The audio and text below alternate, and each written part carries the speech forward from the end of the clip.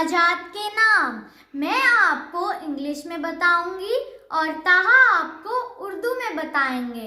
तो सबसे पहले मैं आपको बता देती हूँ कि मेरा फेवरेट ड्राई फ्रूट है पाइन नट यानी चलगोजा।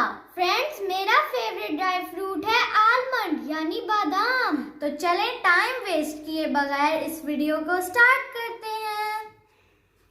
फ्रेंड्स, सबसे पहले है बादाम। बादाम को इंग्लिश में आलमंड कहते हैं। अखरोट, अखरोट को इंग्लिश में वॉलनट कहते हैं। पिस्ता, पिस्ता को इंग्लिश में पिस्ताचो कहते हैं। काजू, काजू को इंग्लिश में कैशू नट कहते हैं। खुश्क इंजीर, ड्राइड फिग। चलगोजा, पाइन नट।